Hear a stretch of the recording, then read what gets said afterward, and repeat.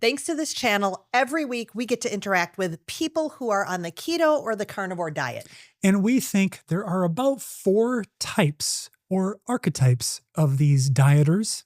All of them have some strengths. And all have blind spots. And so we are going to look at these 4 different archetypes today. And we would love to know what type you think you are. So let's get started. Now, the first archetype is probably the one who isn't watching. They're like, these guys just keep changing things up. We can't handle it. And so what we have here is we have the setters and forgetters. Yes, this is Stan and Stella. Stan and Stella. And they adopt the carnivore and keto, and they get huge improvements, and they maintain it with ease, JJ. They sure do. And they're like, what is your problem? Why do you talk about all these things, measuring this and that, and how you don't have those big gains yet? Right, because their experience was it was easy and it just worked. And so it's hard to grok that other people do the same thing but don't get the same result. Now, they do have some pretty amazing benefits, positives, I would say. Yeah, they definitely do. I mean, I wish I were a setter and forgetter sometimes. I wish me too. But if we were, we wouldn't be doing this channel. That's true. That's true. Well, one is they don't overthink. Oh. Because all of the rest of the archetypes will have a certain amount of that. And they tend to be very relaxed. Yeah. Joyful. Yeah. And there's another piece that I think is really important, JJ, is they tend to be enormously grateful. And enthusiastic. Because they discovered something, it transformed their life, their energy, they lost a bunch of weight, and the future opened up. It looks so bright. And so they are set and forget, but they have a blind spot. They do. They do. All right. What is it? We already talked about it. And it's that they think their experience is the universal one. And if people are doing the diet right, they will have that experience too. Yeah. And there's another little component to it because they tend not to want to spend a lot of time looking at blood labs. Right. They think they feel good. Yeah. Which again, love that. I feel great. Why bother? And the caution there is there's a blind spot that certain blood labs can give you a hint of trends and things heading the wrong direction long before it becomes a problem. So that is the setters and forgetters, Stella and Stan. All right. So are we moving to the next group? I think we should move to the next group. Oliver and Olivia. And JJ, I think you recognize Oliver and Olivia. Well, right offhand, I recognize the CGM strapped on their arms. Yeah, and Oliver's got like a bottle of Lugol's. Yes. And Olivia's got like a vial of something she's going to inject. Yep. I also want to note that Oliver is so optimized, he has 6 fingers on one hand. Now that's pretty incredible. Yeah. I don't relate to them in that manner. I do not relate. I've got 10 fingers only. Not that there's anything wrong with having 11. Let's talk about the characteristics. Yeah. So this is someone who's gotten a lot of gains, and yet there are a few things that they want to maybe just, again, optimize. A few things that might be still a little out of range. And I can relate to this because I've gotten so many gains from my meat-based diet. And yet there are some things that I pause about. Yeah. So I'm still testing. Yep. I do tests. The optimizers, they're willing to put in a lot of time, effort, and expense to get that last 5-10%. I mean, that's kind of a superpower in a way.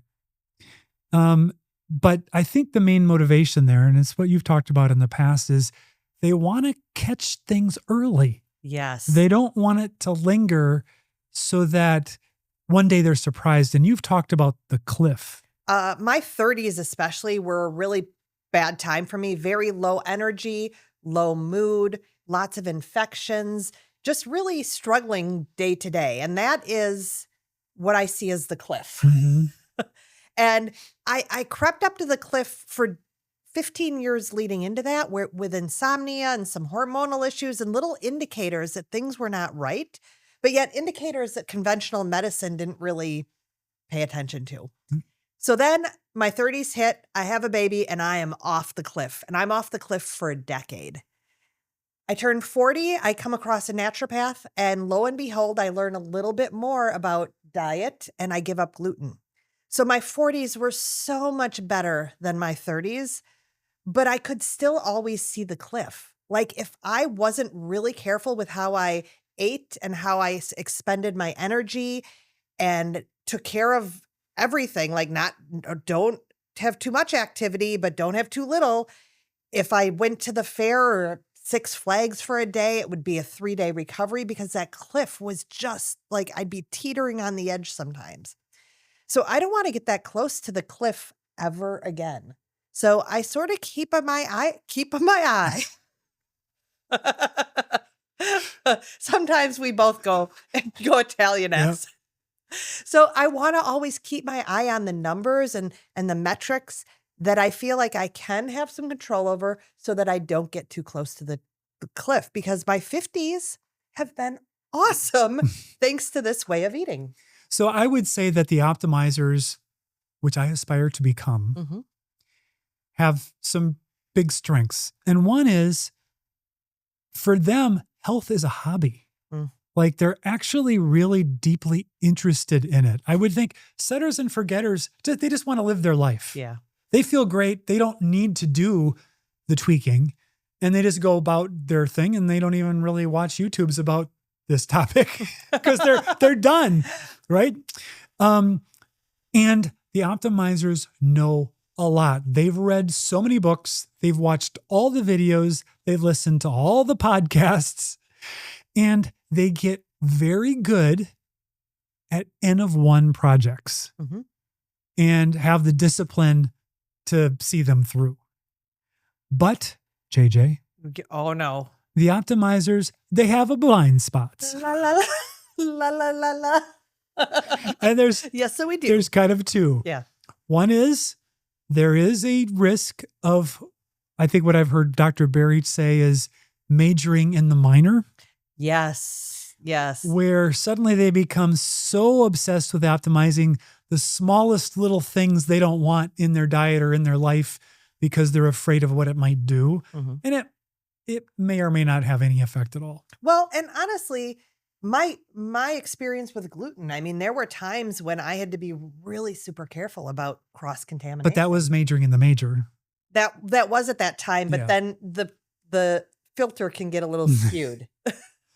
And then there's another little piece, and that's because they're doing these experiments, they break what's not broken by trying to fix it.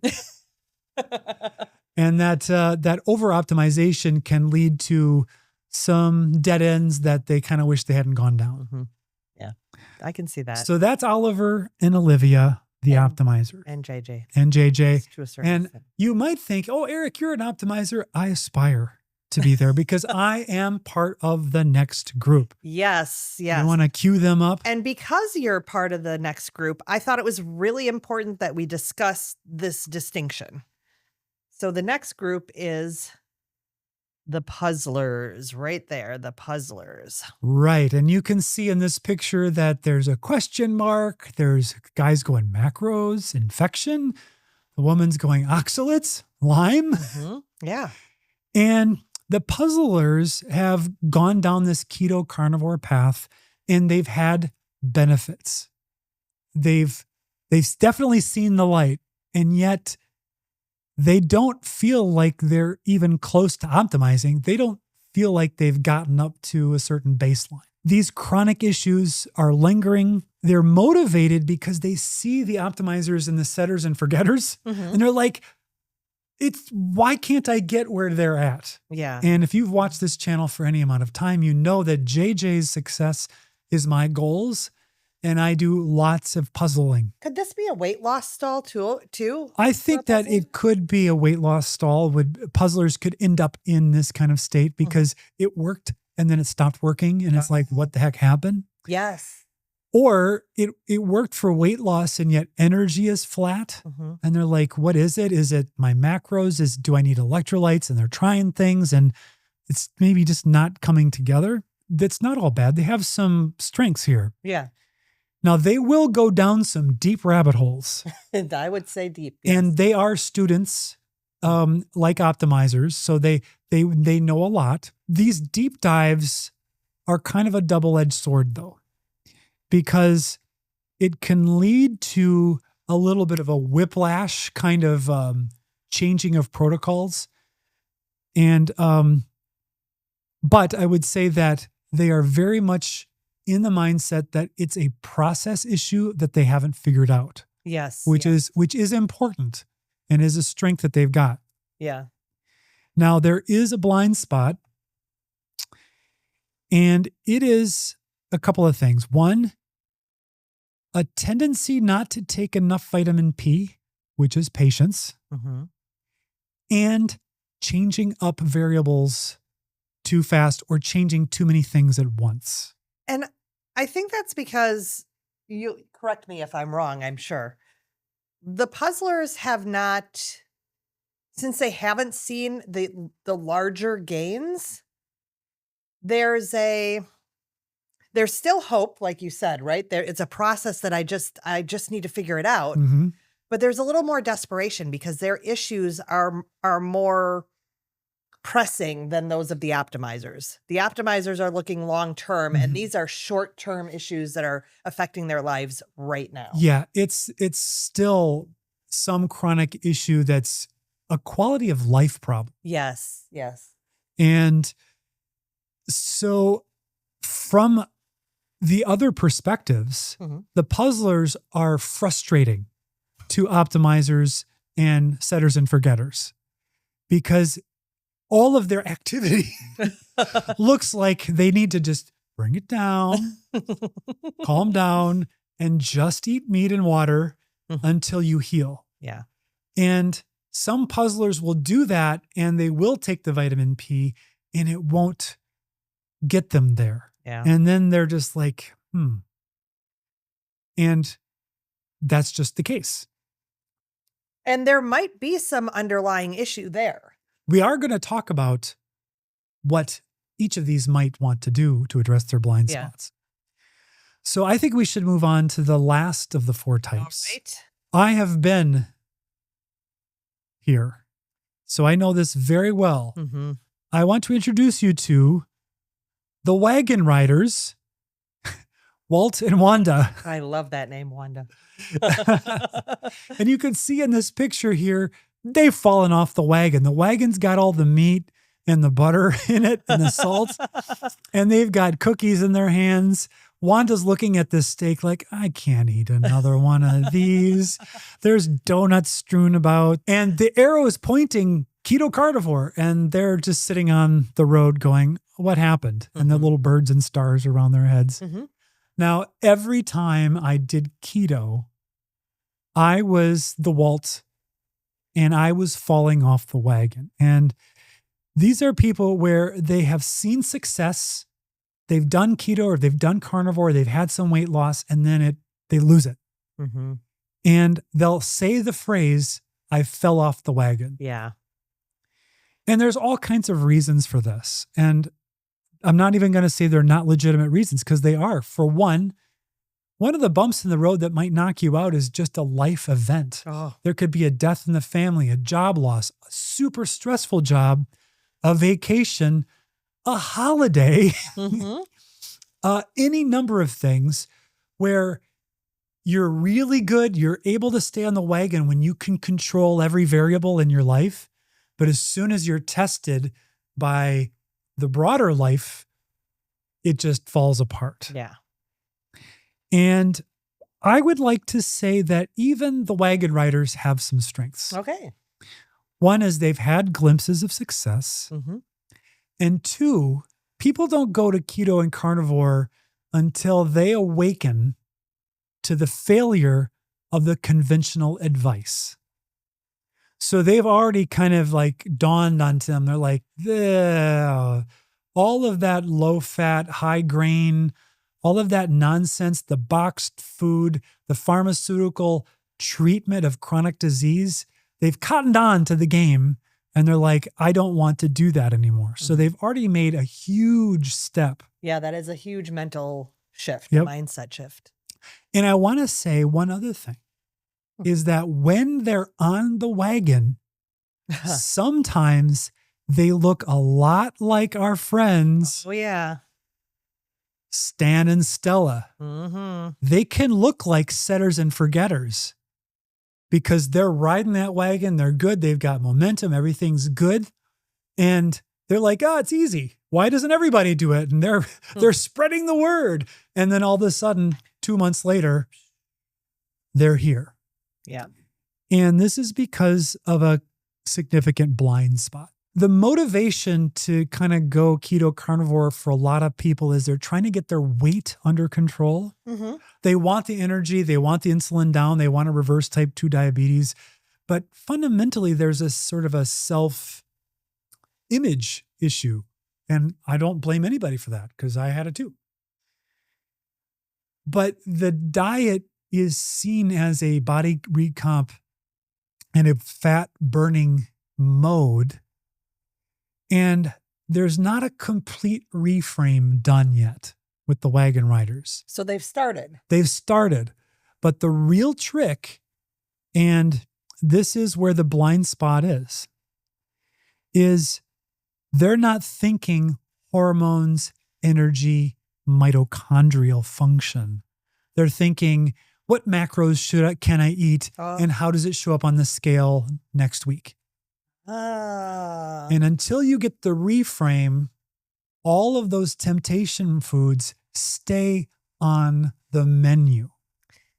So you did a lot of wagon riding with a lot of different things. I was on and off the wagon many a times. Of many, many different things.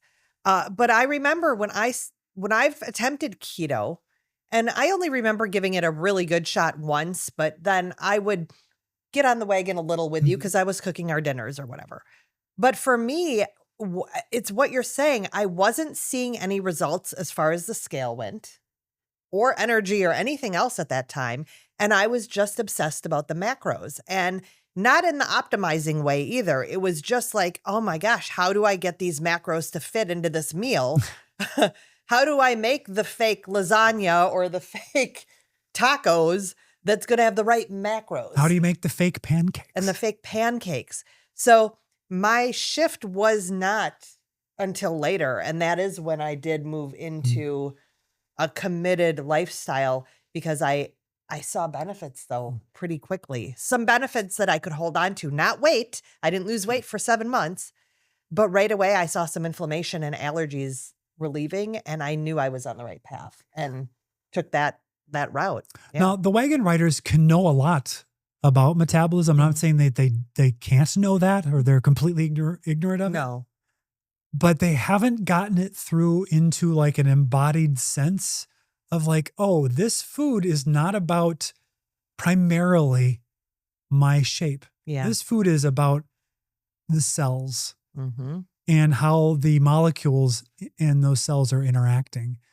Because once that happens, here's one of the things that was my doom was waffles with peanut butter and maple syrup.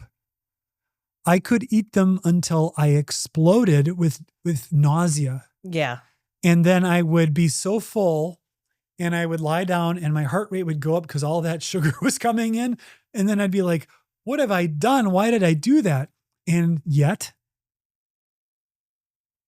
I did it because the texture and taste and associations.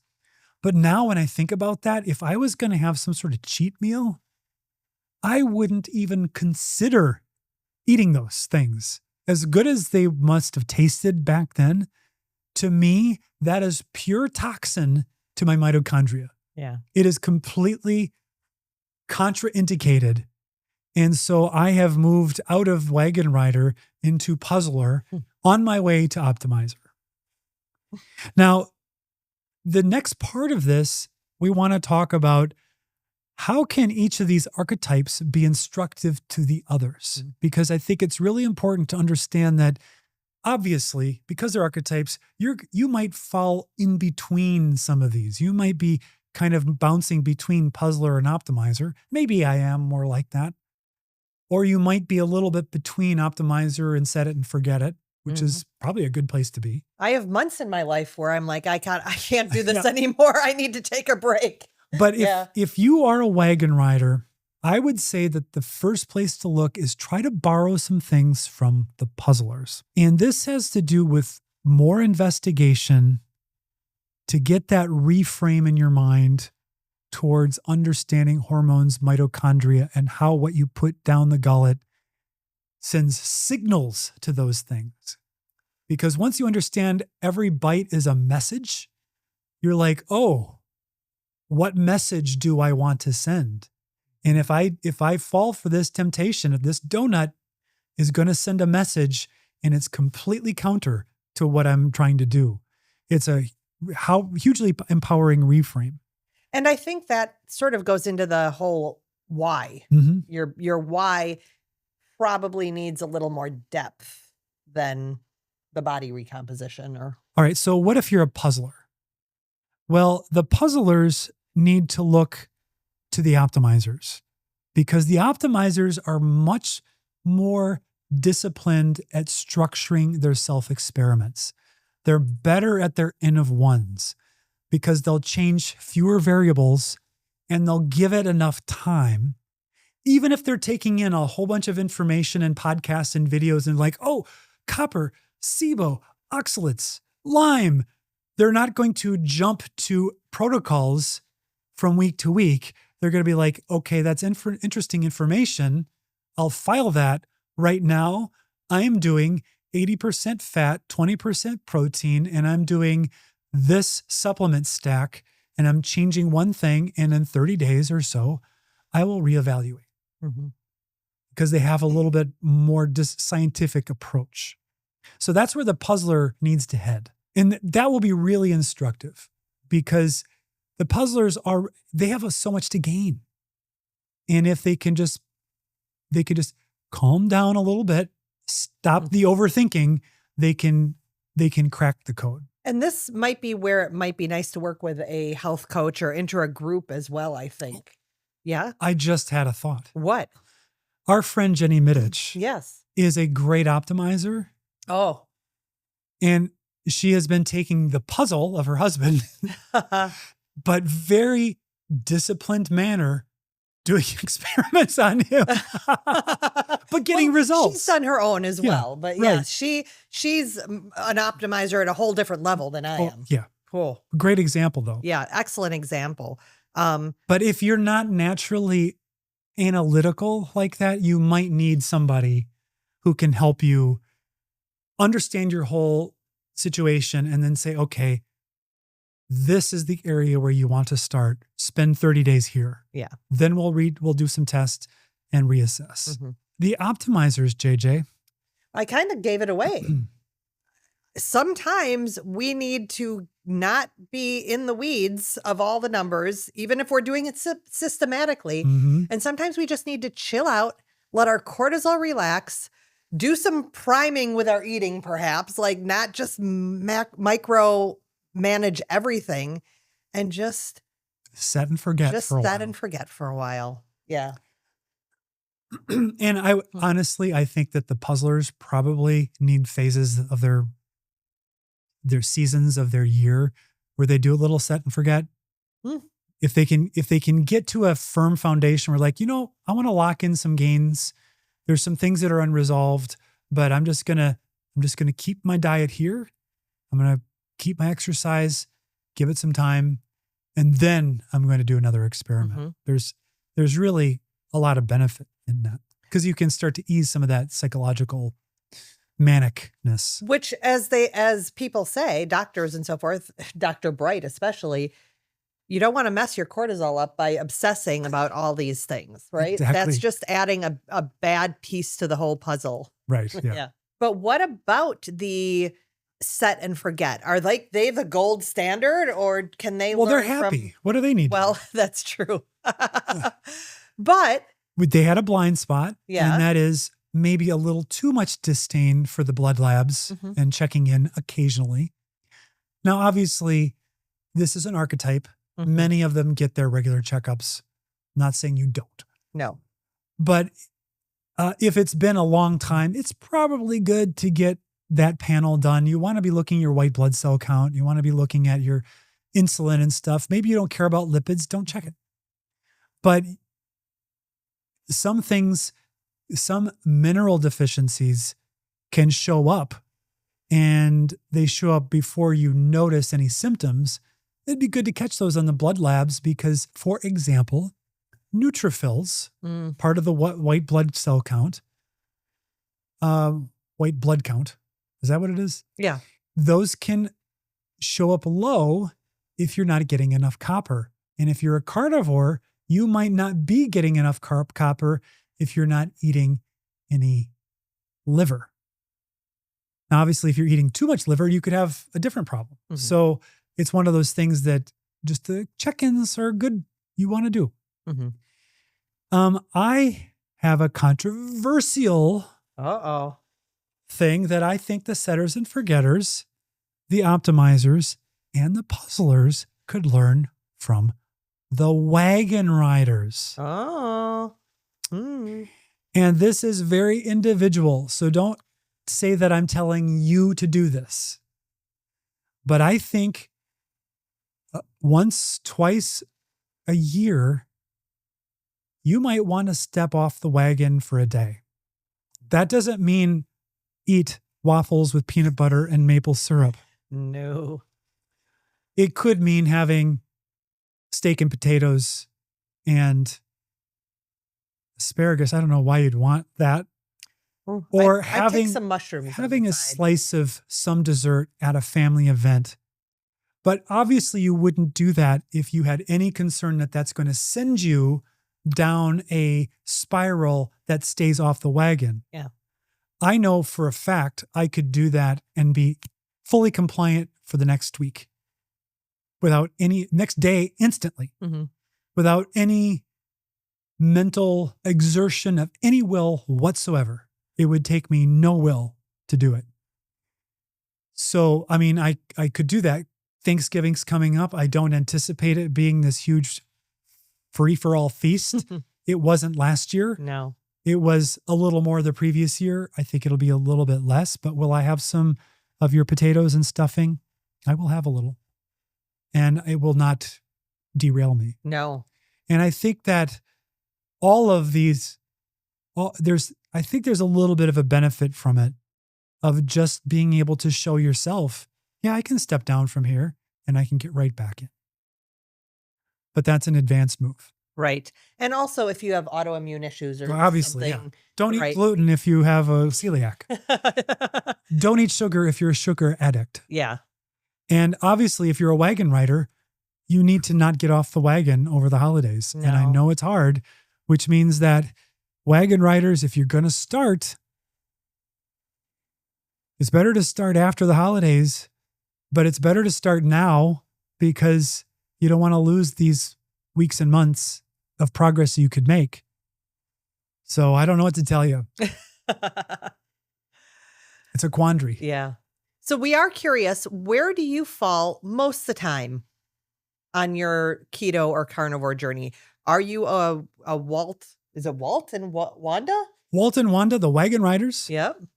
Pete and Pam, the puzzlers. Ah. Olivia and Oliver, the optimizers. And Stella and Stan, the set it and forgetters. Yeah. Where do you fall on that spectrum? And Or in between, are you a combo? yeah, are you a combo? I can just see it. I'm a combo of the puzzlers and the wagons. And I could see that totally. Yeah, that would totally. be total sense. Totally. But I think it's good to have that self-awareness. And we've talked about that before. Many other influencers have talked about that. Oh, I think that we need to be very clear. what? Which one is the sweet spot? For each person, you mean? No, of these four types. Oh, Where do you want to end up? And I would say I would like to be a setter, forgetter, occasional optimizer. So I'd like to Oh, I be see. mostly there where I dip 2-3 times a year into a set of blood labs. I like that. I take stock of it. If anything needs to change, I do the optimized process, and then I go back up to set and forget. That's where I would like All to go. right. I think that sounds good. Yeah. I think I'm getting there. I have one area that I'm still working on. But the rest I think I've got now. You really have it pretty locked down. Pretty locked down, except this one area. So if I can get that area, which I'm working on next, I would totally be that. Set it and forget it and just check on it here and there. Yeah.